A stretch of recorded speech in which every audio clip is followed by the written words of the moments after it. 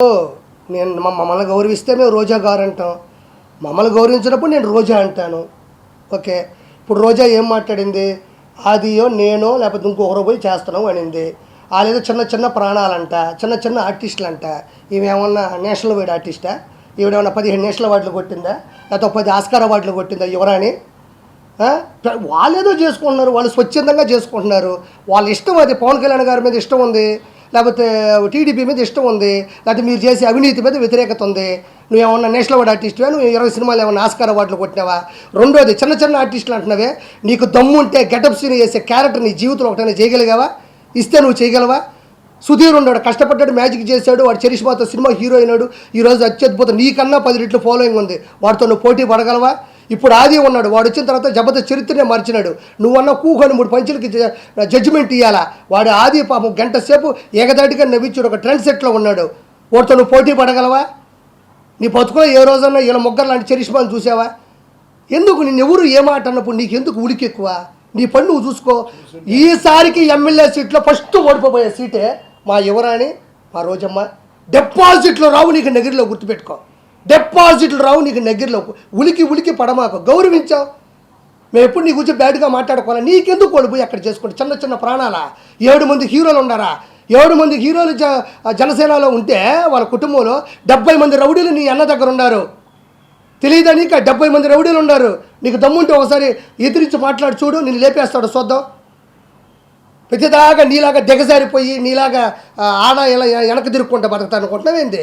వాళ్ళు స్వచ్ఛందంగా పడినారు, వాళ్ళు ఇష్టం ఉంటే ఉంటారు, లేకపోతే పోతారు. నోరు మూసుకొని నీ పబ్లిసిటీ నువ్వు చేసుకో. నువ్వు చేసినా ఓడిపోతావు, చేయకపోయినా ఓడిపోతావు. నటుకుమారని చెప్పినట్టు జనసేన కన్నా వచ్చి అక్కడ మద్దతు బలుకు, బాగుంటుంది నువ్వు నీ బతుకు. ఇంకేటన్నా వస్తుంది, రేపో ఎల్లుండో వస్తుంది. నగిరిలో ఏముంది? నేను వచ్చిన నగిరికి నీ వల్ల నేను ఎదవనైపోయినాడా? ఏముంది నగిరిలో నువ్వు చేసిన అభివృద్ధి? వారం పెడితే చాలు, నీ అంత తాళపాక అన్నం వెళ్ళినట్టు వెళ్తుంటావు పైకి. వెంకటేశ్వర స్వామి అంటే అంత ఇష్టం, అంత ప్రేమ ఉన్నప్పుడు అన్న చేసే దుర్మార్గాన్ని ఎందుకు అడగలేకపోతున్నావు? 30 మంది కావాలి నీకు, ఒకరు కాదు. అమ్మ పెద్ద టీం నీకు, తిరుమల టీం ఉంటుంది నీకు, వేసుకొని పోతా ఉండాలా. తిరుమలకి అన్నకి సామాన్య భక్తుడు తిరుమలకి వెళ్తే నీ అన్నకి ఇష్టం ఉంటుంది. ఎందుకంటే పాపం వాడి దగ్గర 1 రూపాయి డబ్బులు ఉండవు, వాడు అన్నదానం తింటాడు, హుండీలో డబ్బులు ఎడు పాపం. మీ అన్న 30,000 పెట్టి వెంకటేశ్వర స్వామి దగ్గరకు వచ్చినాడే గొప్పవాడు. ఉండు నీకు జూన్ 4వ తారీఖు మొత్తం అందరి లెక్కలు జాలస్తాము.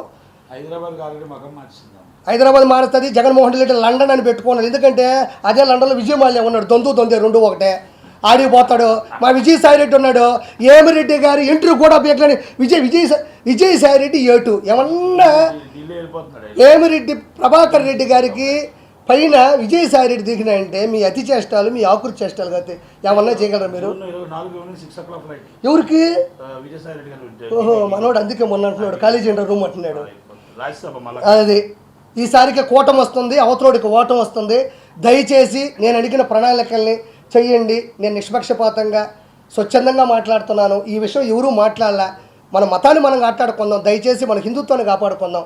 పైన లడ్డు ఇంత ముందులాగా ఉండాలా, అన్నదానం బాగుండాలా, ప్రపంచంలో నలుదిక్కులు వచ్చే వాళ్ళకి అన్ని ఫెసిలిటీస్ ఇవ్వాలా, అందరికీ ఉండాలా, అన్ని మతాలు బాగుండాలా. ఇది నేను మాట్లాడింది. ఈ మా అన్న నాకు ఖచ్చితంగా సీఎం రేసులో ఉన్నారు, గెలవాలా.